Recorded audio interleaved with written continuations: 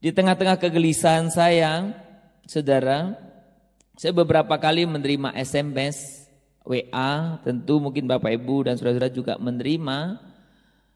SMS ini sangat menghibur saya, menguatkan saya sekaligus, dan yang heran SMS ini terus bermunculan. Minggu pertama kita tidak beribadah di gereja, SMS ini muncul. Minggu kedua kemarin SMS ini muncul. Dalam minggu ini saya terima beberapa kali SMS ini, WA ini. Saudara, SMS atau WA apa yang saya maksudkan adalah satu statement yang sangat menguatkan saya di sana.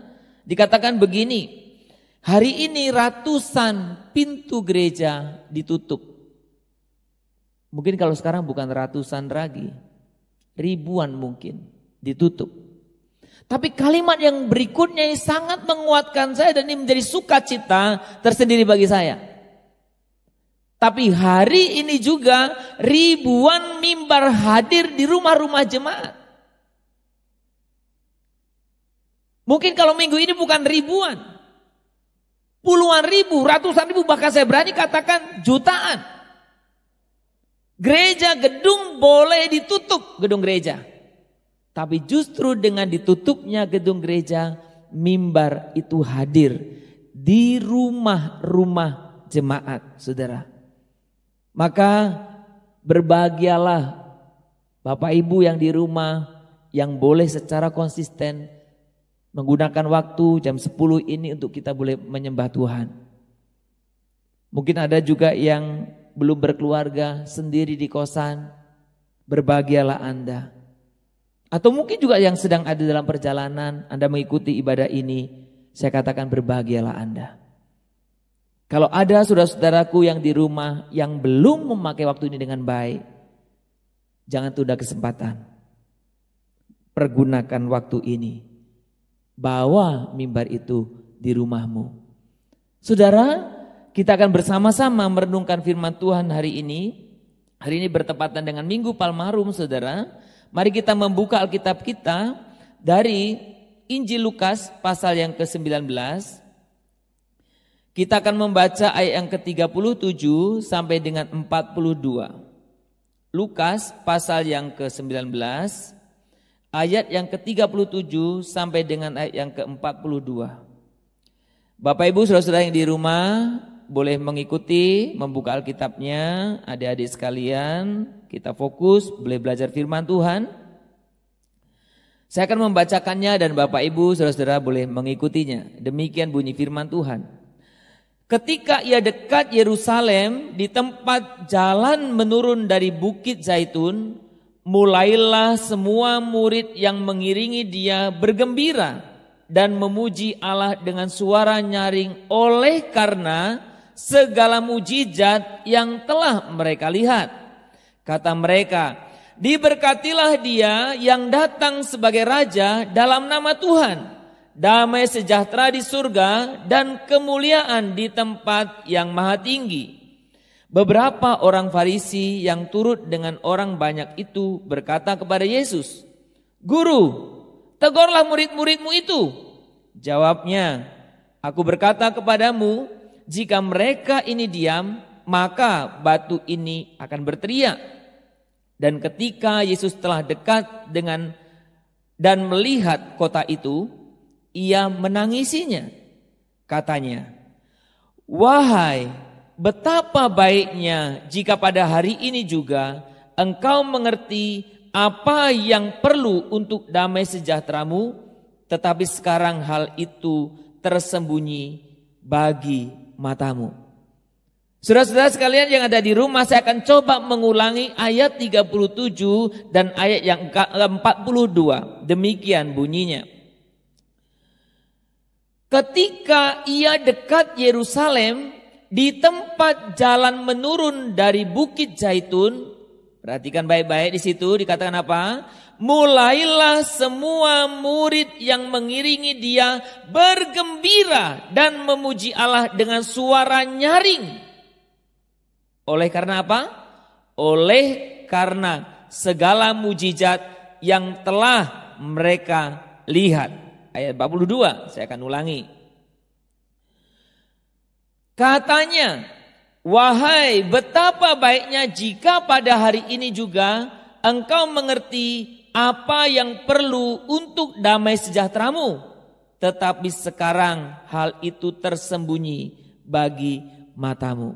Saudara-saudara, hari ini kita masuk dalam kalender tahun gereja yang dinamakan Minggu Palmarum. Minggu Palmarum sebetulnya hari di mana kita orang percaya, orang Kristen memperingati Yesus masuk ke Yerusalem, ke kota Yerusalem. Sebenarnya dalam kehidupan Yesus itu sebenarnya Yesus keluar masuk juga sebenarnya faktanya ke Yerusalem. Tetapi Alkitab kalau kita memperhatikan seolah-olah ini menjadi satu awal di mana Yesus mulai memasuki penderitaannya. Maka Minggu Palmarum bukan hanya merayakan Yesus masuk ke Yerusalem, tetapi Minggu Palmarum juga berarti mengingat sengsara Tuhan Yesus. Maka dalam gereja seringkali disebut Minggu Palmarum itu sebagai Minggu sengsara. Saudara, harapan saya dan setiap doa saya rindu jemaat dalam Minggu Palmarum ini juga boleh mengingat, menghayati arti penderitaan Kristus. Apalagi masa Prapaskah tahun ini kita berbarengan dengan wabah yang menimpa bukan hanya saya dan saudara di Indonesia ini, tapi wabah yang menimpa dunia. 2 minggu berturut-turut kita merenungkan firman Tuhan tentang ini. Harapan saya secara pribadi sebagai hamba Tuhan, dan itu juga saya katakan doa saya, supaya kita semakin menghayati arti penderitaan Kristus dan kita semakin mengerti akan kehendak Kristus di tengah-tengah situasi ini. Sehingga masa Prapaskah kita menjadi masa yang sungguh berkesan di tahun 2020 ini. Itu harapan saya buat kita semuanya. Saudara-saudara, kalau kita berbicara tentang Minggu Palmarum, saudaraku, dan nas yang saya ambil memang dari Lukas, saudara, karena memang sebenarnya yang menceritakan Minggu Palmarum itu bukan hampir ya, semua Injil. Matius memuatnya, Markus memuatnya, Yohanes memuatnya. Dan saudara, kalau saudara memperhatikan di sana, yang sedikit berbeda, Lukas. Matius, Markus, Yohanes semua menyebut kata Hosana. Di dalam Lukas tidak. Dan saya sengaja hari ini mengambil dari Injil Lukas sekalipun tema yang saya angkat tentang Hosana. Saudara, dari peristiwa yang kita baca barusan bersama-sama tentang bagaimana Yesus memasuki Yerusalem, ini sebagai satu puncak. Saudara, biasanya di tengah-tengah atau pada waktu Palmarum saya suka menyanyikan lagu Jubah Putih Cemerlang. Tapi karena hari ini kita tidak ada di gereja, kita di rumah kita masing-masing. Jadi padahal tahun lalu sebenarnya saya bukan waktu merencana ini, saya rencana mau nyanyi itu. Jubah Putih Cemerlang. Saya ada penggalan kata-kata sederhana lagu itu. Mungkin kira-kira seperti ini. Jubah putih cemerlang datang membawa terang dalam dunia yang penuh noda dan dosa. Berjalan tak pernah lelah mencari domba yang sesat, yang hilang didapatnya. Saudara, lagu ini sebenarnya menceritakan bagaimana perjalanan Yesus selama dia melayani.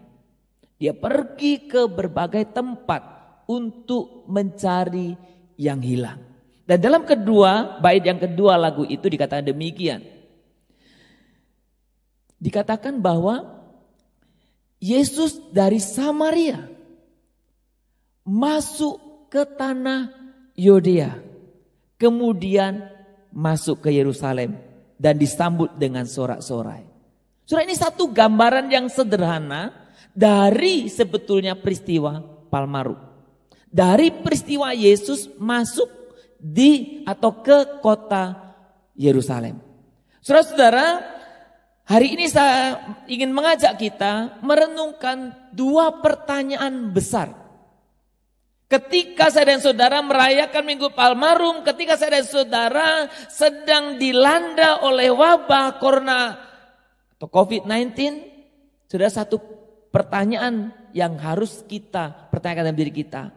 Apa yang menyebabkan atau motivasi apa yang saya dan saudara miliki ketika saya dan saudara mengikuti Yesus? Ketika saya dan saudara memuliakan Yesus, ketika saya dan saudara memuji Yesus, ketika saya dan saudara menyembah Dia, motivasi apa? Saudara, yang pertama saya ingin mengajak kita melihat dari apa yang tadi kita baca bersama-sama ayat yang ke-7. Saudara, ketika Tuhan Yesus memasuki Yerusalem, orang begitu merayakan. Memang hari itu bertepatan dengan hari Pondok Daun, di mana sebetulnya orang-orang Yahudi merayakan hari Pondok Daun. Itu merayakan ketika mereka pulang dari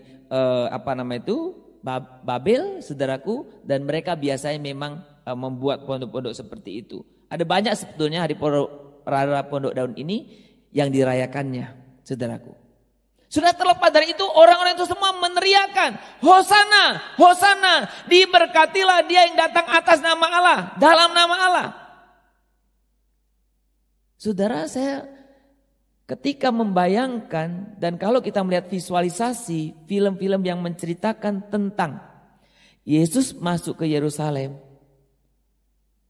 saya membayangkan begitu euforia yang luar biasa.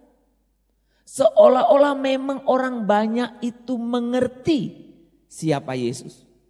Seolah-olah memang orang banyak itu betul-betul menyanjung Yesus.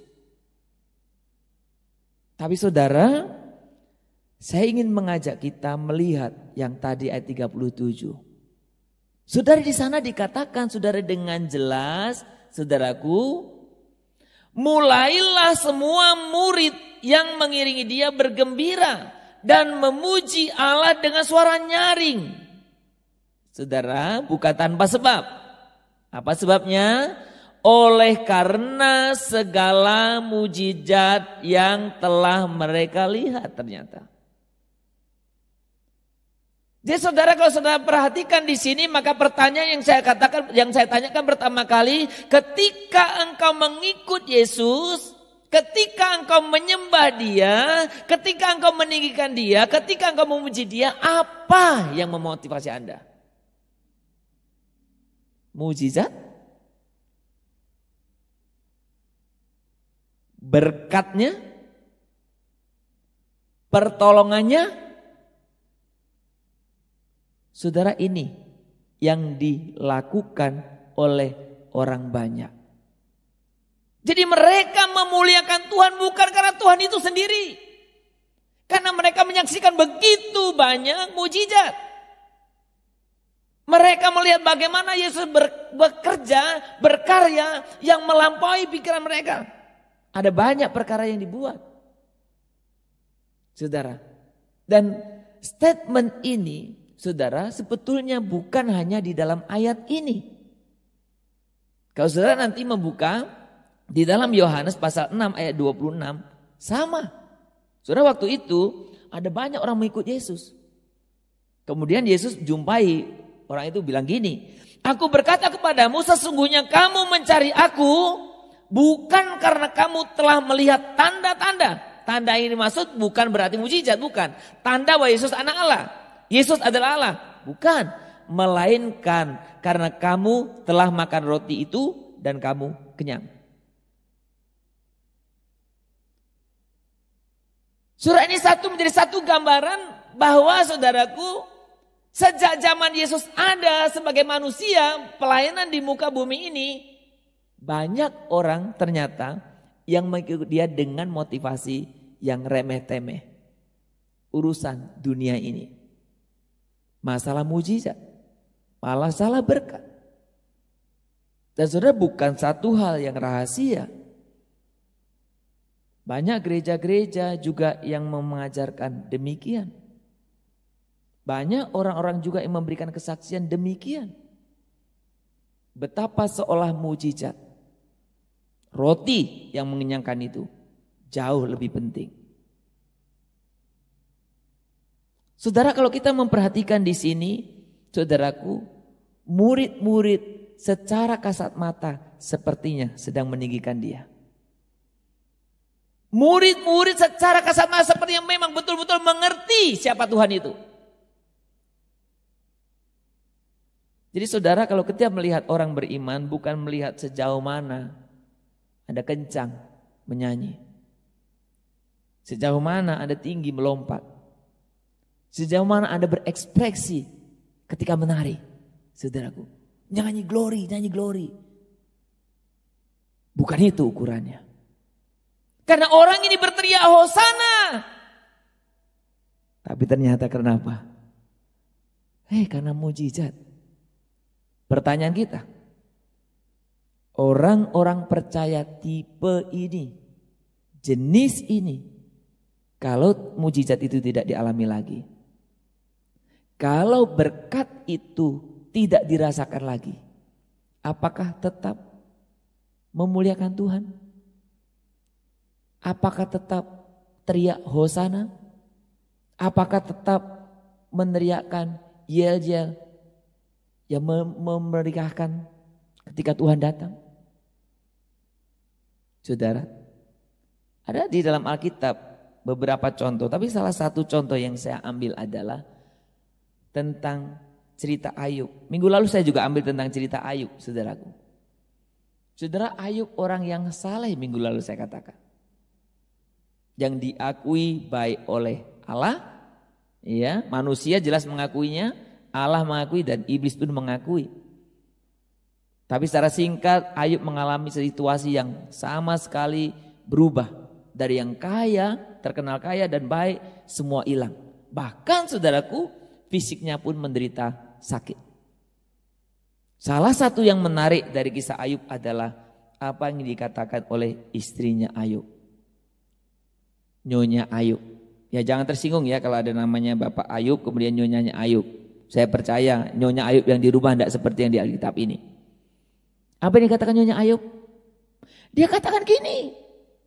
Kalau sudah membuka Ayub pasal 2 ayat 9 dikatakan apa? Yub, mungkin sedang gitu ya. Yub yang dulu manggilnya mungkin apa? Papi ya, atau sayang waktu kaya. Ya, sekarang sudah miskin, sudah borokan lagi, saudaraku, parah ya. Mungkin manggilnya sudah enggak papi, enggak sayang lagi, enggak saya lagi, enggak apalah pokoknya. Yub ya. Yub, ya sudahlah, kau kutukilah Tuhanmu itu dan matilah. Saya tidak tahu Bapak Ibu kalau umpamanya istri yang di sampingmu itu ngomong gitu apa yang Bapak Ibu pikirkan?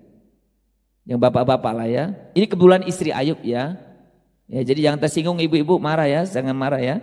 Tapi marah pun nggak apa-apa lah, di rumah nggak lihat saya.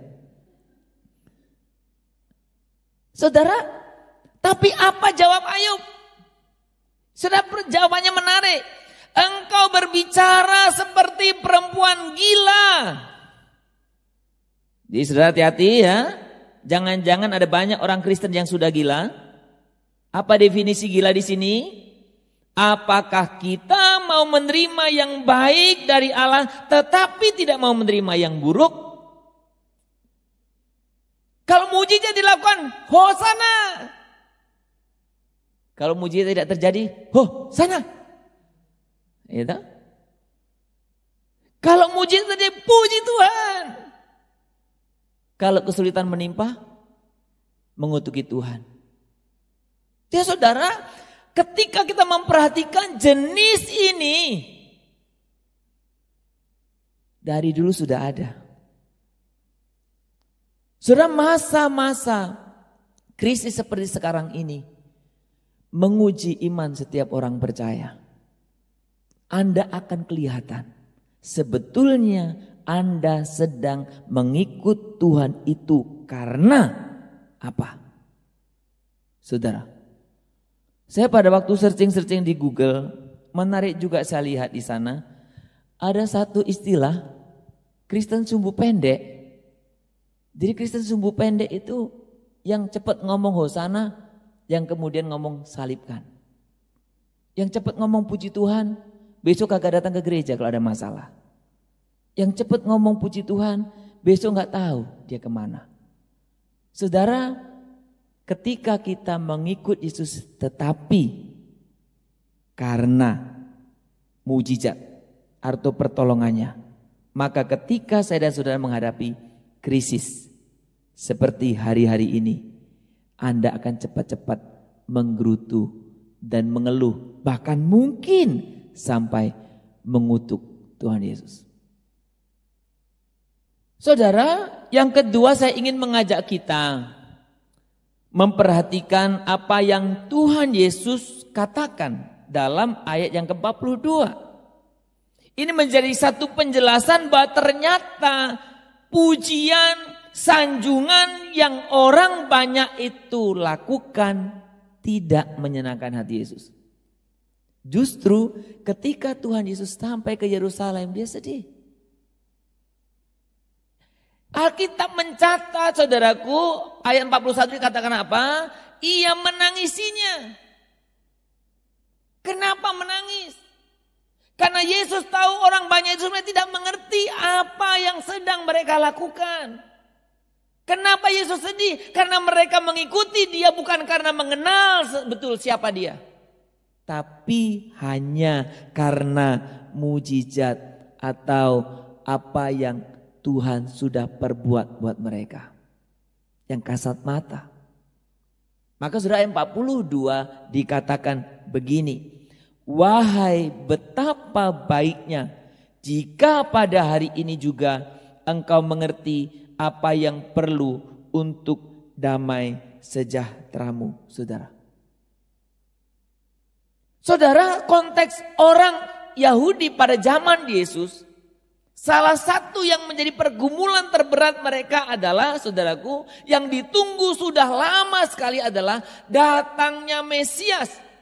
Yang mereka percaya itu datang dari keturunan Daud.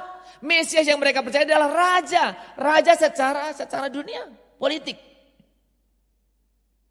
Maka sambutan orang-orang Yahudi sebenarnya pada waktu Yesus masuk ke Yerusalem itu menyambut seperti menyambut seorang raja. Dan itu semua yang mereka pahami itu apa yang dinubuatkan perjanjian lama.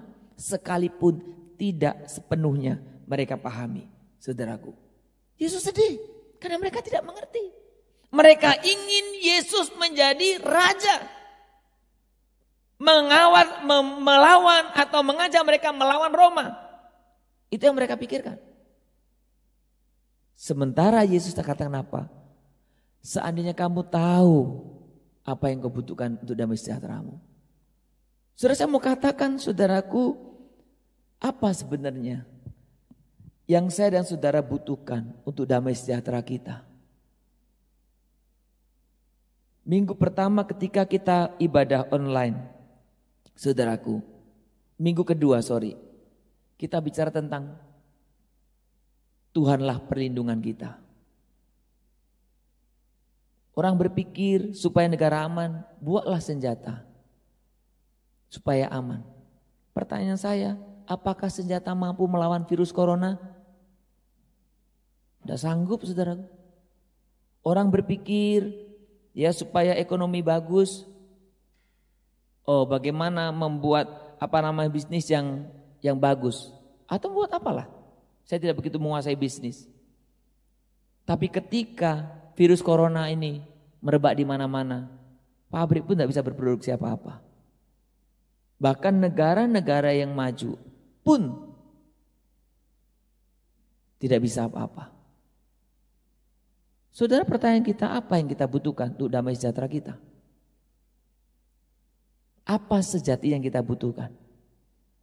Saudara, makanya ketika orang banyak itu memuliakan Yesus, meneriakan Yesus Hosana, saudara, mereka sebenarnya sedang juga gagal paham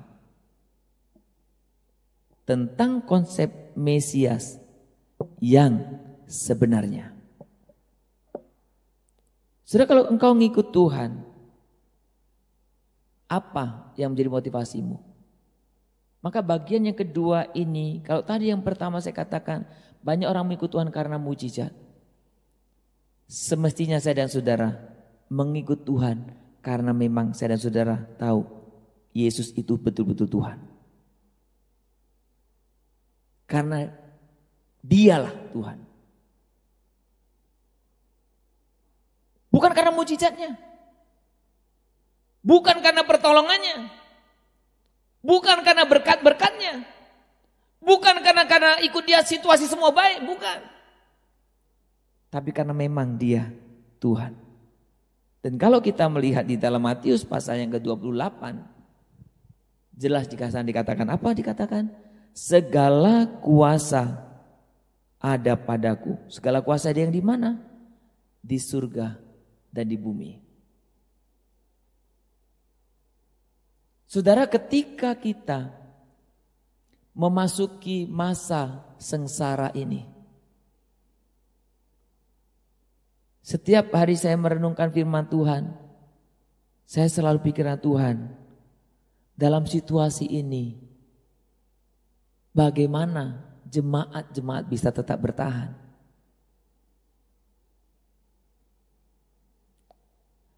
Saya membayangkan ada banyak orang yang dikejar-kejar ketakutan, kekhawatiran. Khawatir sakit di satu sisi. Tapi khawatir hal-hal yang lain di sisi lain.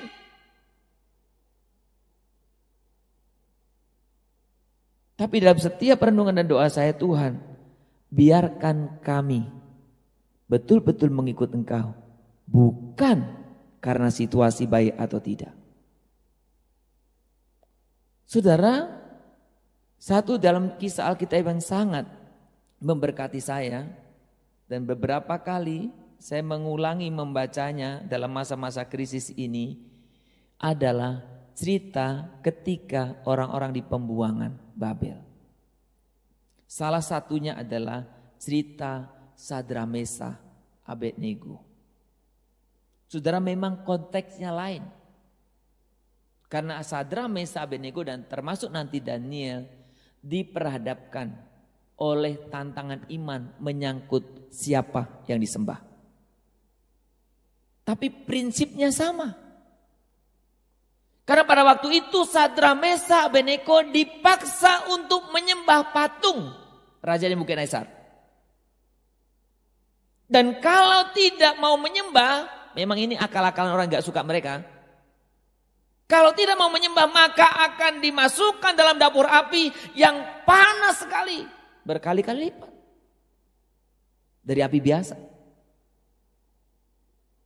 Tapi saudara,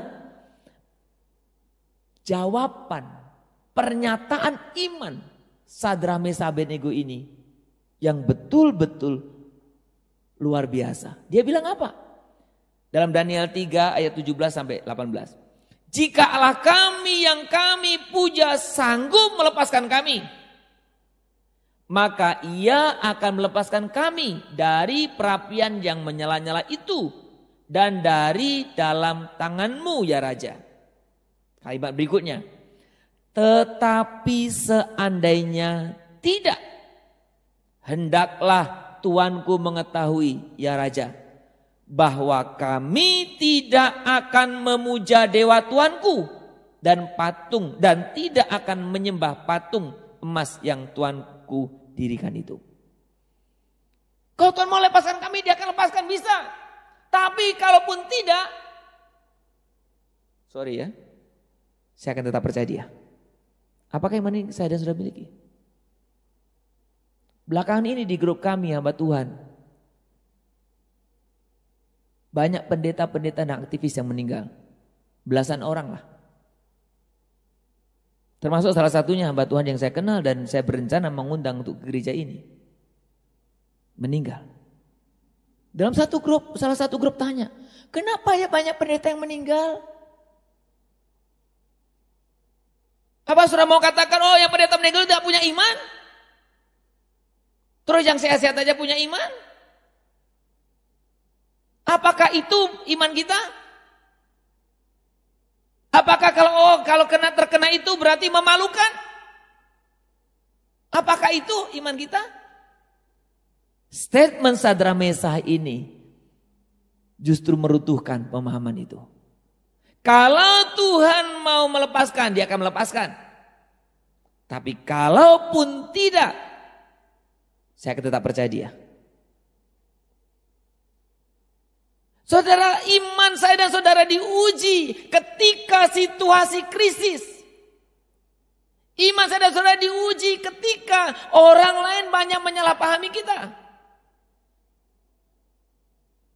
Justru dalam situasi itulah saya dan saudara mengerti siapa yang sedang Anda percayai.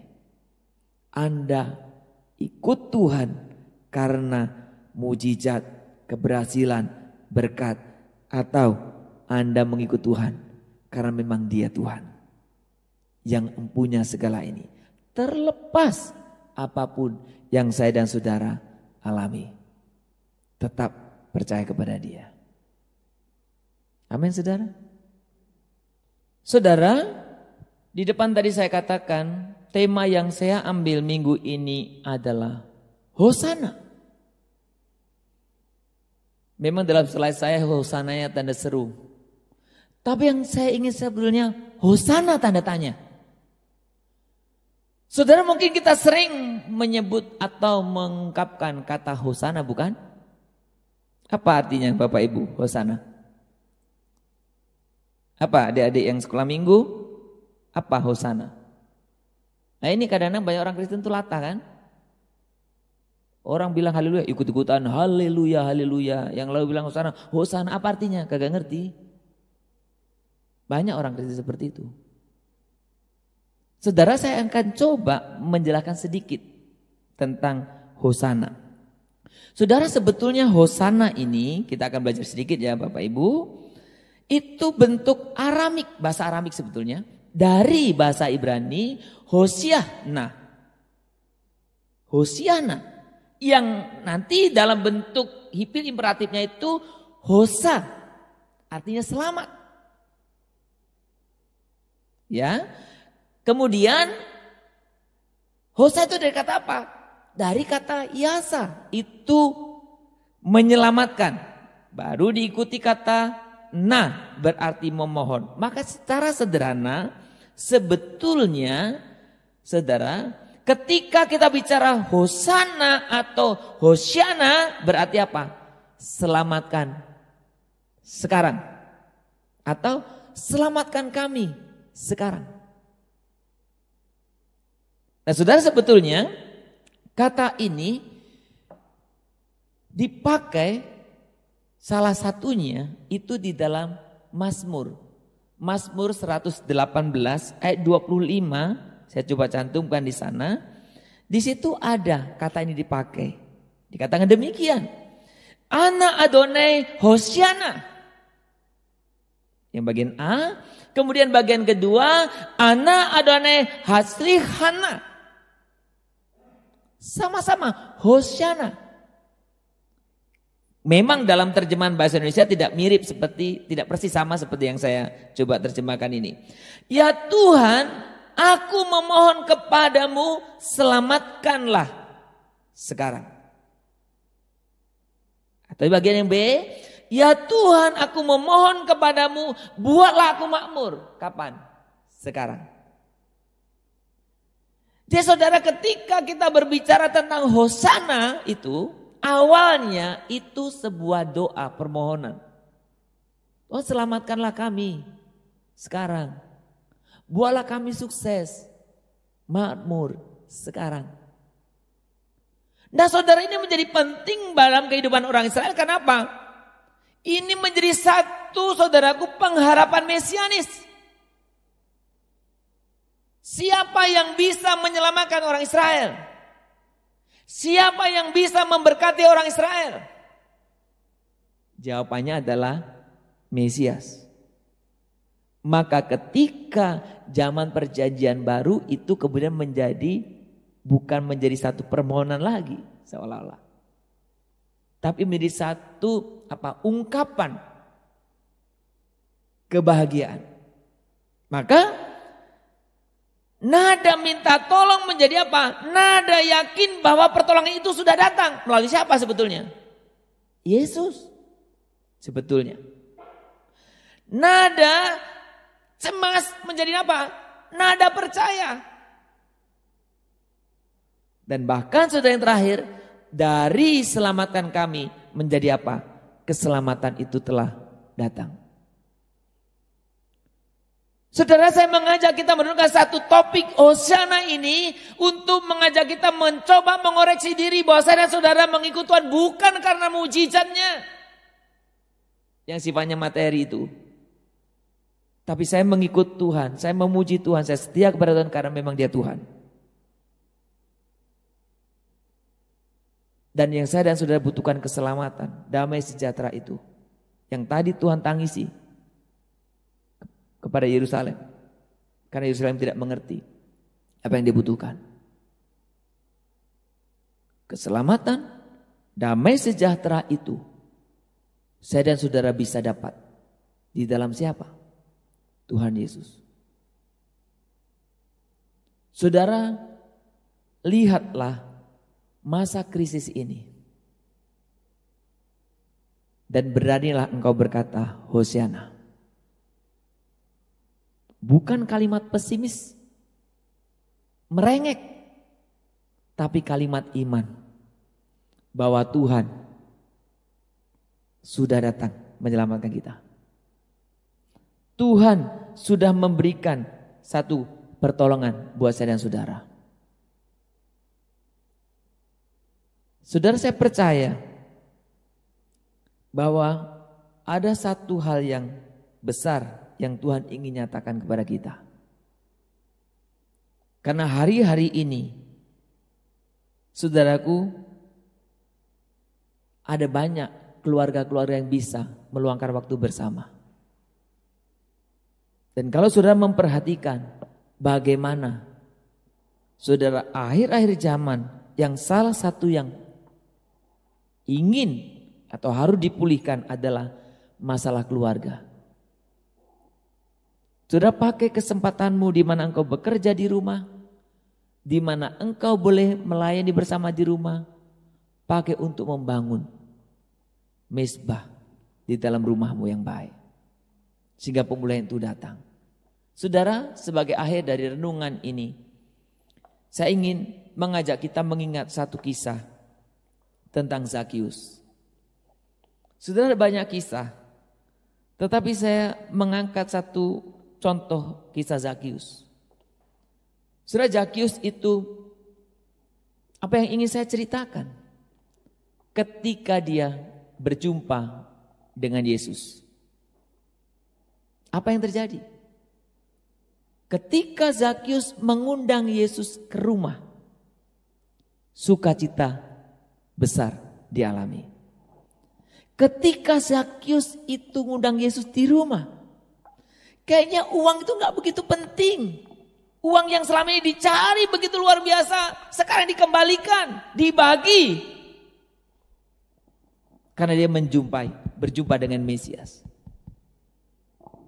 Saudara, dalam situasi sulit ini, saya ingin Anda, Bapak Ibu di rumah, adik-adik, harapan saya engkau bertemu dengan Mesias yang hari ini kita rayakan kesengsaraannya. Kita ingat, ketika engkau mengalami perjumpaan dengan Mesias itu, saudara, engkau mengalami sukacita besar. Karena engkau mengerti apa yang paling penting dalam hidupmu. Saudara, salah satu ayat yang sangat menarik itu dalam kitab Wahyu. Yang saya coba kutipkan di dalam kitab Wahyu pasal yang ke-3 ayat 20 itu. Dikatakan apa di sana? Lihat, aku berdiri di muka pintu dan mengetok. Jikalau ada orang yang mendengarkan suaraku dan membukakan pintu, dikatakan apa? Aku akan masuk mendapatkannya dan aku makan bersama-sama dengan dia dan ia bersama-sama dengan aku. Bapak Ibu di rumah, Bapak Ibu sedang dalam kecemasan hari ini.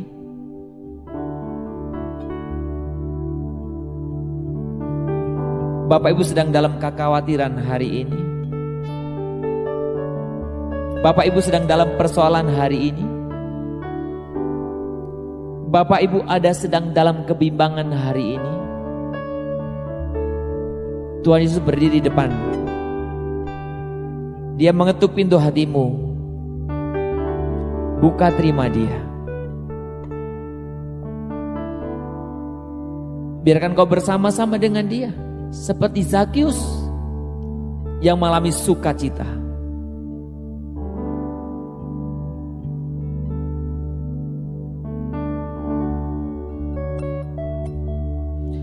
Ku rindu setiap waktu hidupi kebenaran-Mu, bukan dengan kuatku, namun karena Roh-Mu. Yesuslah